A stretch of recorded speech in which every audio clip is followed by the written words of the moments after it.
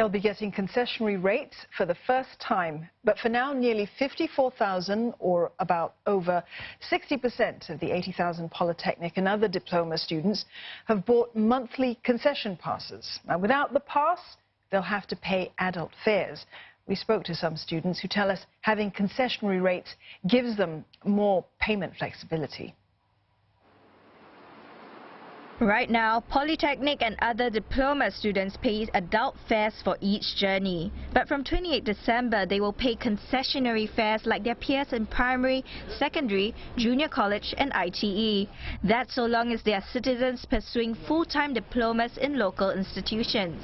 In the meantime, these students can buy a monthly concession pass, which costs $25 to $51, although this is set to increase to between $26.50 and $54. Still, with the upcoming student concession fares for them, some say it gives them more options. If I buy concession for train, then I would try my best not to take the bus. But now that I can take the bus for student price or so, it's much more convenient. Instead of getting the monthly concession, I think that will be a good thing to try out. I don't think it will affect me because I already got the bus concession.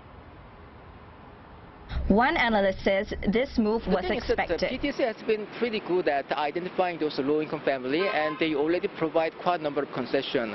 And now this is the kind of next step. They want to expand the pool. Then, of course, you cannot just give everybody some kind of concession. Then, well, apparently the Polish students was in the next in the line. The fare hike drew mixed reactions from other commuter groups. From Bukit Panjang to here, so already I can feel the pinch and it's going to add on. I feel that with the rising gas prices, it's appropriate. Everything is going up, and then the labor costs, overhead, we understand. Those people who are really retired and without income, definitely the increase will impact them a lot. Responding to the fare review, operator SMRT Trains said it will continue to work hard to provide safe, reliable and comfortable journeys for commuters. And SBS Transit explained the hike will help it tackle rising maintenance and repair costs in their rail operations. Dr. Park feels Singapore is likely to see more fare hikes. It is okay for us to let this kind of the public transportation as a huge financial hole for the government spending. And if you don't think that this is a nice thing to happen, then it's almost like inevitable to see the 7% of the fare rise. And also, I think we are going to see a huge percentage of the fare rise in coming years as well. But how much money we're willing to pay to have a current level of services, someone has to pay. That is us. He adds that a useful first step is finding a consensus on how much commuters are willing to pay and what service they want. Now, for more on this, we have in studio today Associate Professor Walter Theseira, Head of a Master of Management, Urban Transportation at the Singapore University of Social Sciences. Walter, thanks so much for coming in. Firstly, 3 years of fare reductions. Now we see this hike. Right. What do you think is behind it? Well, I think it's important to understand that the fare hike is not capricious. It's the result of following the fare formula, and the purpose of the fare formula is to ensure that fares in Singapore track changes in operating costs. And what we've seen recently is maybe about 5 years ago, there was a sharp fall in energy prices worldwide. And that was why our prices, our fare formula, also tracked the fall downwards. But unfortunately, all good things have to come to an end. Energy prices have actually very sharply rebounded over the last 2 years. And that rebound is actually being tracked in the fare formula today. So in 2018, energy prices went up by more than 30%. We take 10% of that increase into the fare formula. So the energy price change alone is responsible for just above 3% of the change. And then you have, when you factor in wage increases as well, the network capacity factor, altogether that's the 7% you're looking at. Walter, the necessity of this notwithstanding, it's come at a time of rather bleak economic growth. We've seen slower growth in Singapore as well. What do you think about the timing of this? Right. I think the question is, if you have a fare formula, do you have the discipline to follow it or not? Because I think, let's be clear about this. The problem is there's never going to be an optimal time to raise prices for anything. People are always going to react negatively to that. The fare formula tracking the real cost in transport, in operating costs, says that they've actually gone up significantly over the 2018 period or so. What that means is our transport operators have already been paying these higher prices for all of their operations over the past 1 or 2 years.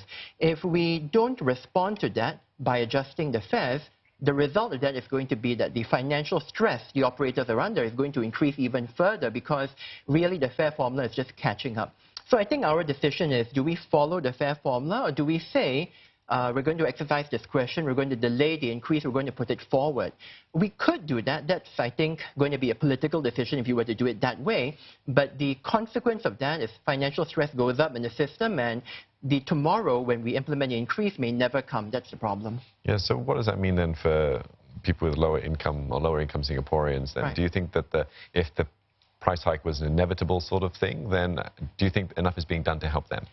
I think what we've done this year with the implementation of the increase is we've tried to distribute the burden so that those who can pay more actually bear the largest part of the increase, and those who cannot afford to pay as much, the more vulnerable segment of society, the increase is much smaller for them, and we've also tried to buffer it by giving them increased public transport vouchers. And I think this is the right approach. At the end of the day, the economics says that the cost of running public transport operations has gone up. Just because you don't like the economics doesn't mean it's not true. And so if we have to distribute that cost, I think the fair way of doing it is to try to ask those who can afford to pay more, and to buffer the increase for those who can't pay as much. And I think 1 in 2 Singaporeans, in fact, are being asked to pay a lot less than the full increase because they will get one form of subsidy or concession or another. Walter, netizens have reacted to this news already, some not so positive, some positive. What do you think the government needs to do in order to, basically get commuters to understand why the hike's necessary? I think the most fundamental question we have to ask ourselves is, do we want a high-quality public transport system? And I think the answer is yes to that.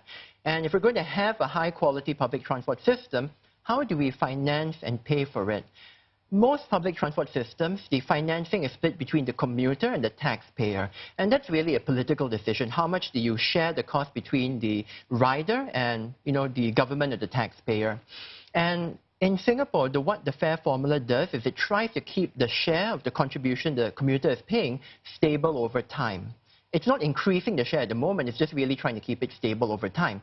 Now, we could always say, I want the commuter to have free fares, I want the commuter to pay less. The result of that is, over time, the share that the taxpayer has to pay goes up and up. And if one day you run into a financing crisis, you can't raise the tax money required, you will have to go with your hat in hand to the commuter, and you have to tell them your fares are going to have to double, they'll have to triple. And that is the result if you don't have a long-term vision for distributing the cost between the commuter and the taxpayer. And this is not alarmist. It's actually already happened in many other countries because the governments there tried to suppress the fares for too long, and eventually the basic economics caught up with them. So I think we have to ask ourselves, are we willing to pay for a high-quality system? If so, it's just a matter of distributing that cost between the commuter and the taxpayer fairly.